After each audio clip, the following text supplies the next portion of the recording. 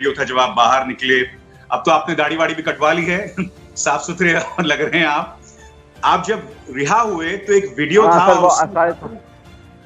उस वीडियो ने वाकई मैं काफी इमोशनल हो गया। वो आप अपने परिवार में अपने बच्चों के साथ खेल रहे हैं, उनको टिकल कर रहे हैं, उन्हें गुदगुदा रहे हैं। वाकई मेरी आंखें नम हो गई। ये कितने मोटे हो गए हैं? ठीक है। हाँ बेटा ठीक है। लाल मेरा बच्चा हम जान रहे थे। अरे मेरा लाल लाल बच्चा और मेरा बच्चा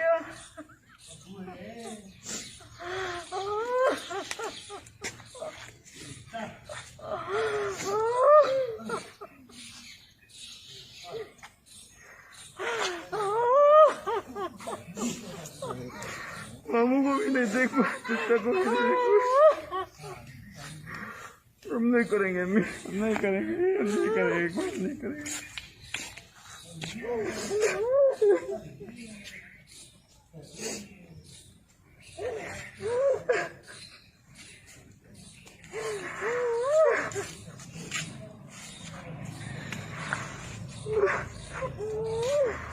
बहुत परेशान किया, बहुत परेशान किया।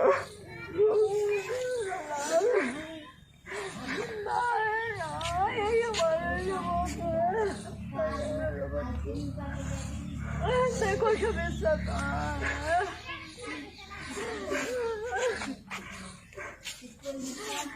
ठीक है देखिए, ठीक है, ठीक है देखिए।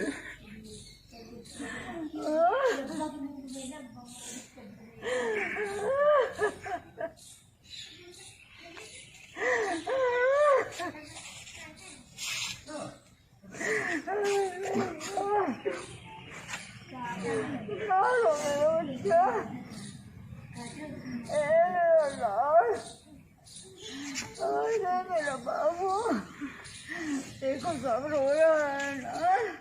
आप भी बोलते हो सर, आप भी मेरे इंस्पिरेशन हो। अभिसार शर्मा को पूरी दुनिया जानती है और हम लोग, मैंने जो मेरे ख्याल से जब मैं कुछ भी नहीं था तब भी मैं अभिसार शर्मा को सुनता था, और आपने जब छोड़ा एबीपी और उसके बाद भी आप अपनी आवाज़ उठाते रहे, तो मुझे एक इंस्पिरेशन मिलता है आप जैसे लोगों से। रवीश कुमार सर हैं, आप हैं, तो एक लगता है कि सच बोलना ज़रूरी है।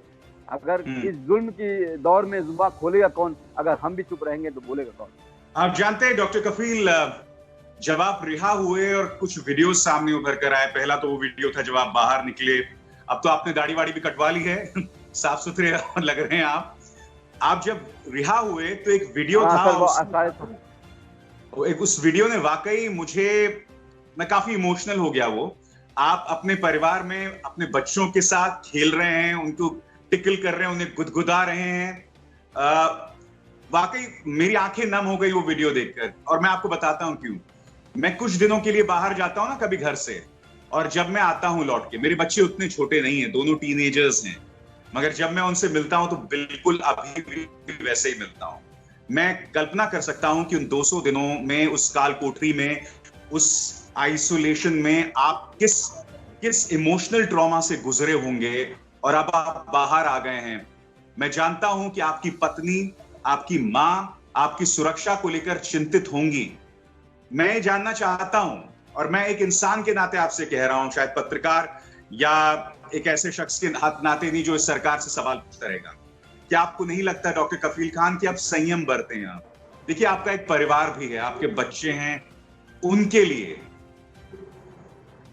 सर पहले तो बच्चों की बात कर दूं। मेरा छोटा बच्चा जो था वो 7-8 मंथ का था जब मुझे जेल हुई, और जब वापस आया हूं तो करीब 1.5 साल का हो गया है वो। और वो आपको यकीन नहीं करेंगे, वो मुझे पहचानता भी नहीं है। वो जानता भी नहीं कि मैं उसका पापा हूँ। वो मेरे बड़े भाई अदिल भाई को अब्बा कहता है और उन्हीं की गोदी में मुझसे छोड़ के भाग जाता है। तो ये जो दर्द है, और आपका कहना एकदम सही है सर, मैं आपकी बात में मैं सहमत हूँ कि it's not only me, the whole family has suffered a lot means a lot, और पूरी फैमिली सफ़र करती है। पर शायद जो है वही बात है कि मैंने सिर्फ नहीं, बहुत लोगों ने अपने परिवार खोए हैं।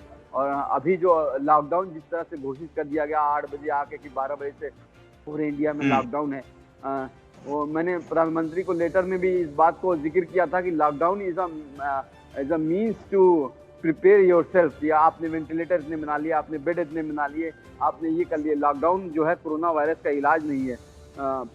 माइग्रेंट्स कितने मरे, लाखों लोग मरे, और टीवी पे जो है वो सिर्फ सुशांत सिंह राजपूत की बहस होती रही। तो लेकिन नहीं बोलेंगे सर तो फिर तो हमारा देश तो एक दिन क्वेश्चन पूछेगा मैं माफी चाहूंगा, मैं आपसे आप बार बार इस मुद्दे पर आपको ला रहा हूं। मैं क्यों ला रहा हूं? जैसे मैंने कहा ना, मैं एक पिता भी हूं, एक इंसान भी हूं, मैं आपका वेल विशर भी हूं। और जब मैं आपसे ये बात कह रहा हूं तो मैं इसलिए कह रहा हूं कि डॉक्टर कफील में और भी बहुत प्रतिभा है। हमने उनको उस वक्त देखा था जब बच्चे अपने बच्चों की लाशें लेकर आपकी तरफ आए थे। वो आइकॉनिक तस्वीर कौन भूल सकता है, जब आप एक माँ अपने बच्चे की लाश या अधमरे बच्चे को आपके पास लेकर आई थी। मैं कह रहा हूं कि क्या डॉक्टर कफील खान जो उनकी प्रतिभा है, उनका जो कोर कॉम्पिटेंस है, क्या उस पर समाज में आप योगदान नहीं दे सकते? मैं ये कह रहा हूं कि क्या आपको लगता है अगर आप वो काम भी करेंगे तब भी सरकार आपको टारगेट करेगी? सर, पहली तो बात आपने जो उस तस्वीर की बात की है, तो वो भैरवी को मैं बता दूं, वो 3 साल का हो गई है। वो अधमरी बच्ची आई थी और उसके गैस्ट्रिंग कर रही थी, सांस नहीं ले पा रही थी जब मैंने उसको गोदी में लिया था। आज वो 3 साल की हो गई है, वो दौड़ती है, खेलती है और जो है अपने परिवार के साथ खुश है। तो वो जो सुकून मिलता है वो एकदम बात आपकी सही है। इसीलिए मैंने, चाहे बिहार का बाढ़ हुआ, चाहे असम का बाढ़ हुआ था पिछले साल, चाहे केरल में आपदा आई थी, उस वक्त मैंने हर जगह जाके जो है कोशिश की थी कि वहाँ पे कैंप करूं। और हमने 103 से ज्यादा कैंप किए, एक रिकॉर्ड बनाया कि साल के अंदर 103 से ज्यादा कैंप, और 50,000 बच्चों को हम लोगों ने मुफ्त में दवाएं दी और जो है उनको ट्रीट किया। और सर, लेकिन यही बात है कि सरकार कुछ करने देना ही नहीं चाहती है। अब आप ये सोचिए कि मैं एक 500 बेड का एन्केफेलाइटिस हॉस्पिटल बनाना चाहता था, और जिसके लिए बहुत से पब्लिक फंड लोग पैसा देने को तैयार थे। 212 करोड़ रुपए का प्रोजेक्ट था और लोग इन्वेस्टमेंट के लिए तैयार थे मेरे नाम से। और हमने जो है ज़मीन देखी, हमने जो है डॉक्टर कफील खान मिशन इस्माइल फाउंडेशन का एक NGO बनाया, अकाउंट खोला, लेकिन उस सब पे रोक लगा दी सरकार ने। आपको याद होगा केरल में जब निपा वायरस का जो ट्रेजेडी हुई थी, तो जब मैं एयरपोर्ट पे ही मुझे जब केरल सरकार ने मुझे वहाँ पे ट्रीटमेंट के लिए बुलाया, तो मुझे एयरपोर्ट पे ही रोक दिया गया कि नहीं आप सस्पेंडेड हैं, लेकिन आप उत्तर प्रदेश के कर्मचारी हैं। इसी तरह से जब मध्य प्रदेश के में सरकार ने मुझे नौकरी का वो ऑफर दिया था, तब भी ये NOC इन्होंने देने से इनकार कर दिया। तो ना ये मुझे नौकरी से निकालते हैं और ना ये रखते हैं सर।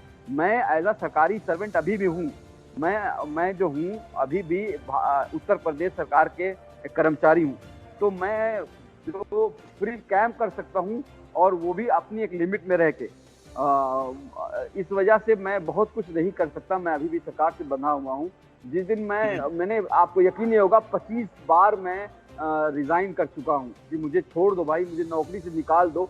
तो ना वो निकालते हैं सर, ना मेरा सस्पेंशन रिवोक करते हैं। तो ये जिंदगी तो बीच में लटकी हुई है सर। मैं आखिरी सवाल आपसे पूछना चाहता हूं। मैं नहीं भूला हूं 2007 का वो साल 2007 का वो संसद के अंदर दिन था। 17 पार्लियामेंट की प्रेस गैलरी में बैठा हुआ था, और उस वक्त गोरखपुर के सांसद योगी आदित्यनाथ अचानक फूट कर रोने लगे। वो फूट कर रोने लगे क्योंकि उनका कहना था कि मुलायम सिंह यादव सरकार ने उन्हें 11 दिन जेल में रखा, और उन्होंने ये भी कहा था कि क्या संसद मुझे सुरक्षा नहीं देगी, सिर्फ 11 दिन। और मैं सच बताता हूं, जब मैंने योगी जी को उस वक्त रोते हुए देखा था ना, तो सिहरन पैदा हो गई थी कि इतना बड़ा एक वयस्क व्यक्ति रो रहा है, किस यातना से गुजरा होगा। आपको ये लगता काश योगी जी उन 11 दिनों को याद कर लेते, जिस तरह से आपको 200 दिनों तक अंदर रखा गया जेल में? सर 200 दिनों की बात नहीं है, 3.5 साल की सरकार में 3.5 साल की सरकार हो गई है इनकी, इनमें उसमें 2 साल मुझे जेल में रखा है। 9 महीने बियाडी ऑक्सीजन ट्रेजिडी के बाद, 2 महीने बहराइच इंसिडेंट के बाद और अभी 7.5 महीने, तो 2 साल मुझे जेल रखा है। और बात करते हैं कि जो प्रताड़ना की, उसकी तो सिर्फ मेरी की बात नहीं है। आपको याद होगा मेरे भाई पे भी गोली चलाई गई थी, और वो वहाँ पे गोली चलाई गई थी कि जहाँ पे 500 मीटर दूरी पे चीफ मिनिस्टर खुद मौजूद थे। और आज 30 साल हो गया है उस बात को भी, एक भी गिरफ्तारी नहीं हुई है। सर मैं बता दूं कि हम लोगों को जब जेल में मैं कृष्णा नगरी में था और हम लोग जेल में रामायण देखा करते थे। 9 बजे से 10 बजे का दूरदर्शन पे एक टाइम फिक्स था कि सारे कैदी रामायण देखते थे, चाहे वो किसी जाति और किसी धर्म का हो। और उत्तर रामायण में महर्षि वाल्मीकि ने जब श्री रामचंद्र जी ने अपने ही बच्चों के खिलाफ धनुष बाण उठा दिया था श्री लव और श्री कुश के खिलाफ, तो एक बात कही थी उन्होंने कि राजा का धर्म जो होता है वो राजधर्म होता है, राजहट नहीं होता है। पर सच बताऊं सर, यहाँ पे ये राजहट नहीं है, ये बालहट हो गया है। एक इतने बड़े एक जो सरकार चलाता है उसको तो 23 करोड़ लोगों के लिए उनके बच्चे के समान है। मैं भी उनके बच्चों के समान हूँ।